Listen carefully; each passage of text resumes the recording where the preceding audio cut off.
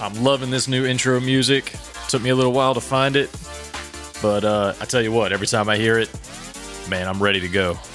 Let's listen to some more.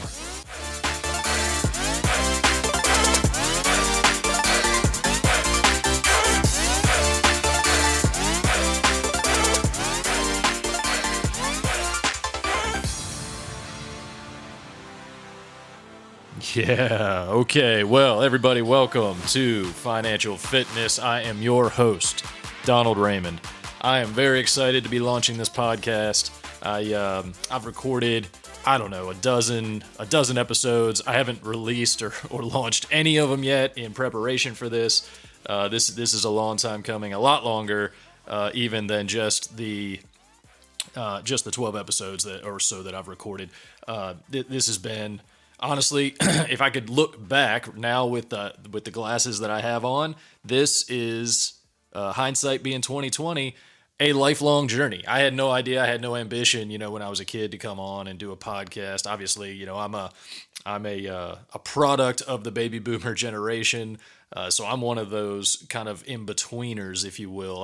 I come from a baby boomer mom and dad generation, and I was born in 79, which puts me, I believe, between like a Gen Xer and a Gen Y, so who knows, right? All I know is I've got the experiences that I've had, and those experiences have led me to where I am today, which is an extremely exciting, humble place to be, a place of humility for me, and I couldn't be any happier. It's coming through. I can tell I'm not really articulating this very well. I'm excited.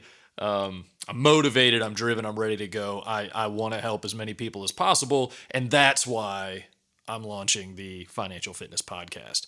I've got some ideas for some other possible podcasts if I can manage all the the activity between the multiple streams that I want to do. I don't know if I'll go to a video platform at any point. I am a financial coach, certified from Ramsey Solutions, and I do facilitate lots of virtual trainings, both individual and group, and both for personal use as well as small business. I'm a huge advocate of small business. I own and operate my own small business. I've done that a couple of times, as I'll talk about on this channel or on this podcast. And over the years, had a couple of businesses and operate in a couple of different ways. But then I've worked in the other side, where I've worked for smaller companies, local, one location companies, family businesses. Started as family businesses, became a larger organization, but still, by definition, a small business. And I've worked for them. I have worked for large companies, hundreds of thousands of people working for these companies, global, and had responsibilities that were exclusive to a local single facility, as well as all of North America and some facilities outside of our borders. So I've had a pretty interesting, pretty eclectic experience over the last. I was thinking about this the other day. I've had 20 years now of professional experience, and it's run the gamut. And sometimes I was focused in one area. Other times I had multiple balls, all being up in the air and having to juggle those. So I'm very excited. I'm looking forward to getting into this more. I'm using the podcast as a way to reach as many people as possible, expose all of you to anything that I can give you that would be of value. And so with that comes an ask. I want you guys to tell me what you're looking for. What do you want to hear in a podcast about? This one, I think, will be pretty focused on personal finances. I want to hang out there for a while, see how it goes, and get your feedback. I know there's a lot of people starting up or have already started up small businesses. Maybe you've experienced some success, some failure. Let's talk about that. Maybe there's an opportunity to combine that into this podcast, the content for this podcast, or maybe we need to branch out. Maybe I need to think about rolling out that next podcast. I've got some areas of interest that I thought about maybe doing some recordings for and launching another one on not so frequent of a basis. Maybe once a month I could come out with an episode on some of these other passions, if you will, interests. And if you guys agree that there's value there and there's interest, you'll let me know. I know you will. So that's the ask. I wanted to reach out. I've been doing financial coaching now for a while. I know it's a huge pain. I've heard it put a few different ways, but one of the easiest and simplest ways to understand, I think, did not come from me. This is something I heard, and I can't remember where I heard it, but it stuck with me, which is that in 2008, we had a real estate crisis, right? We had foreclosures that we've never seen before in history, the result of a whole bunch of bad decisions, and I'm not here to talk about the dynamics of that or the ethics or anything else, but we experienced a recession. And it was one of the probably biggest recessions, biggest financial impacts I've ever seen in my 42 years that I can relate to. Obviously, there's been things that have happened in the 80s. There were some financial crises. Even in the 90s, there were some small ones. But I wasn't an investor. I wasn't, I didn't have a family. I wasn't married yet. I was still going through grade school and high school and just making my way through college and trying to figure out what I was going to do with my life, and then starting my first jobs, which were not careers, but they were jobs. And I was not being fed good financial advice. I take that back. I was being fed financial advice, probably good for the source based on their experiences in life and on past experiences. And so if I apply that to what I believe and what I teach and what I employ and implement within my own home and our own family dynamic and my business, I believe these to be very sound, practical, current applications for how to manage money. And I think there's just so many ideas out there that we can get lost really in the weeds, that you start out with one strategy and you hear something or you talk to somebody and they think you should be doing something else. And before you know it, you've got 18 different strategies that you can't really even identify with, and you're making no progress, and you're feeling burned out and run down, maybe a little deflated, maybe a little discouraged. That's what this podcast is for. This is for encouragement. This is for anybody who is out there trying to find their way through the weeds, through all of this, junk. I'm not going to call it garbage, but it's information, right? It's sensory overload. It's data overload. How many different ways are there to make a budget? I would say infinite. Talk to any number of people. Everybody's going to have their own twist, their own version. And I teach a pretty stripped down, formal way to approach it. But the way any of you take that information back into your own homes and apply it is going to be unique. And so there is no right way. That's what I'm going to tell you. What's important is that you actually make the budget. So that I'm not going to get into a budget conversation, but that's where we're going to be in this podcast. That's what we're going to talk about. This is the content. And I'm really just here as a guide. I'm here as a coach. I'm here to motivate and inspire. And these are two words that have been with me for a long time. I've been in many different levels of leadership roles throughout the years. And I've been led by leaders in different levels of leadership. And I can tell you beyond a shadow of a doubt, if I get the opportunity to interview any of these people along the way, I'm going to do it. I'm going to reach out to them. I haven't had any interviews yet. And I want to make sure that this is content you guys would be interested in. But there have been some very impactful leaders in my life. And as you can imagine, some of those are family members. You start out with a mom and a dad, and they're responsible for giving you an environment, a safe environment, and a structured environment to grow up in. And so I want to have that conversation, because finances for me as a kid was very, very different than when I started to become someone who was earning an income at a very young age. I think my first job, I wasn't even 15 yet. And obviously I did chores around the house. I got an allowance when I was younger.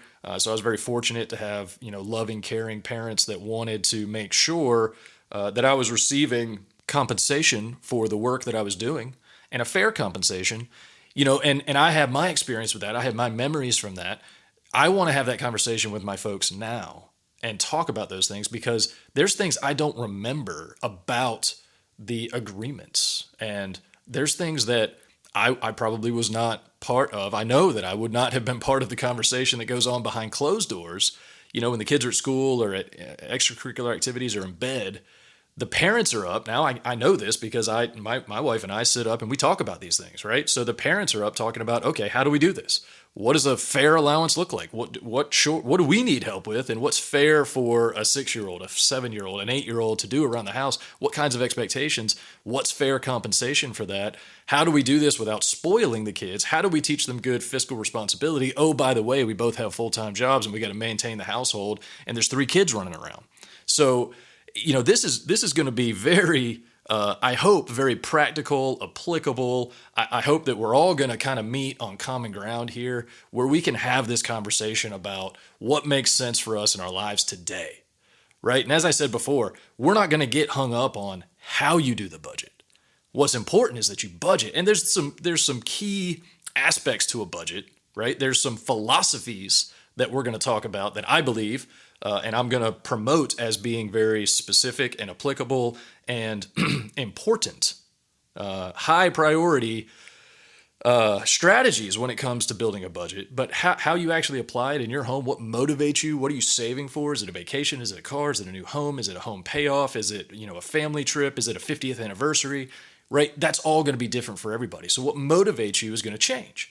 And that's good. That's where we want to be. That's where we need to live. We need to live in very practical places. I can't just, write down a strategy, give you all the answers, hand it over on a sheet of paper and say, here, go and execute this and it'll be perfect, right? Nobody can do that, but there's people out there trying to do that. And so while I'm not here to try to compete with them, and I'm not here to try to figure out who those people are and hopefully expose them and show that they're wrong. That is not what I'm doing. What I am trying to do is provide you with an alternative, provide you with a good, solid option, something that I can show you and tell you and I'll describe and we'll talk through that I've had success with. And as a financial coach, a personal financial coach, as well as a small business coach, career coach, and consultant, I can walk you through those scenarios from a position of both failures and successes. And we learn from the failures and we apply those learnings towards successes.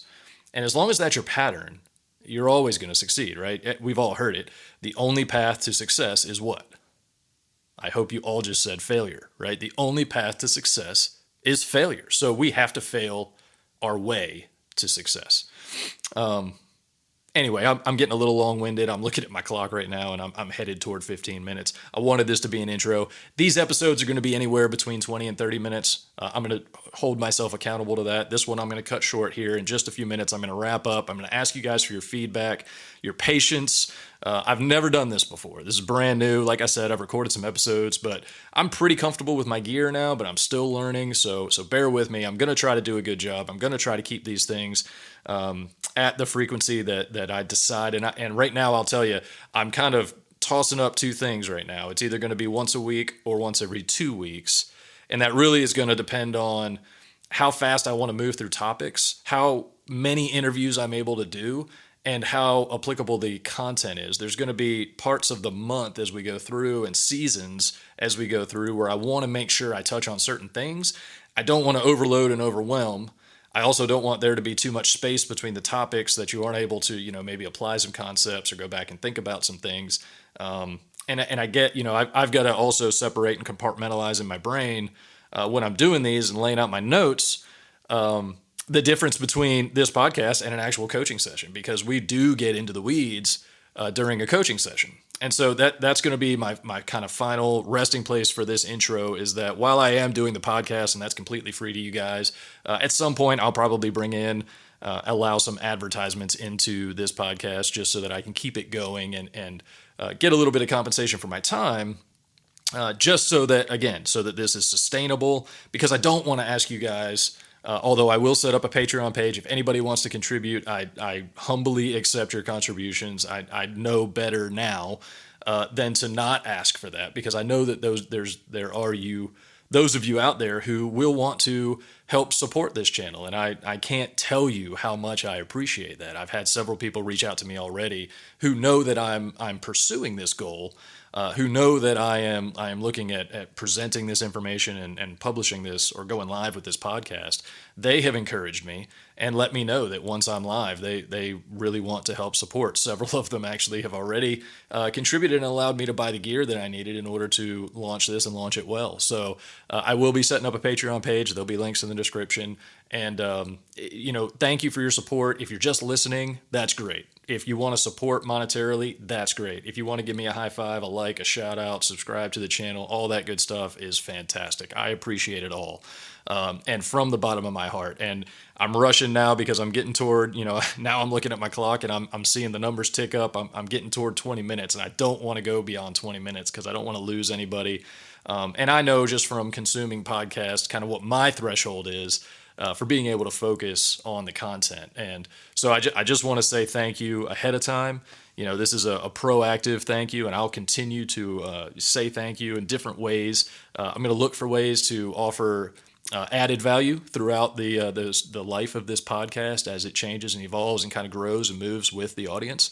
I'm going to look for your feedback because I want to be able to provide that value to you and not just tell you what I think you should know, but actually respond to your questions, respond to your needs, and keep this thing really practical, really personal, and vulnerable. And I'm going to share some personal stories as well along the way. Like I said, I'm going to interview some family, I'm going to interview some friends, past leaders, and I'm going to try to get my wife on this. And she and I, we've all had challenges, and our family's no different. We're not immune to those challenges, and we've experienced some things that I'm sure many of you guys have. Probably not to the extent that some of you have. So, our stories, while they share some very, very good and very personal and really extreme scenarios, probably are not as bad as what some of you have had to go through. And so I want us to be able to share those things. And whether you reach out and you allow me to interview you, or you just write me an email, leave me a note in the comments. I'm gonna do my best to keep up with all that. And that's kind of where the frequency of the podcast will sort of dictate how much time I have to continue coaching, being a family man, living our lives, and keeping this podcast current, so that I don't let any of you down. I don't want to make a promise that I can't deliver on. So my goal here would be to underpromise and overdeliver, not the other way around. So I'm going to figure that out. I'm going to figure out what the right frequency is. You guys will provide feedback, and we'll just kind of grow this thing organically. So thank you for your grace, for your patience, for your support. Get out there and I've already asked you, but give me some feedback. I can't wait to hear from you guys. I'm going to start launching episodes now regularly as soon as this one's out, but I'll probably drop the next one, first episode pre-recorded, in a week, and then I'll see what kind of response I get, right? And then maybe the next week or maybe 2 weeks, and kind of see how that goes through the next couple of months, through the rest of this year, and we'll go from there. But anyway, thank you guys. Super excited.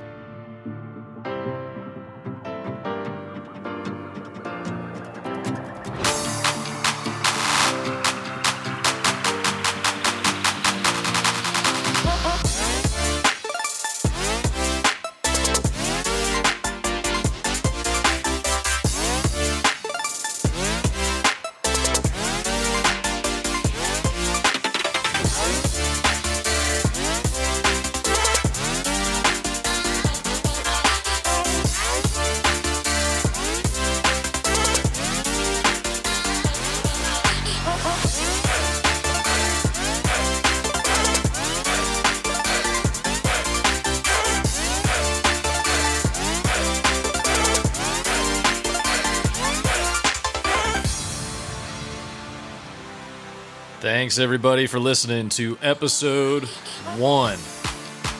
I apologize in advance, or I guess now retroactively, for a little bit of the chaotic pace through that episode.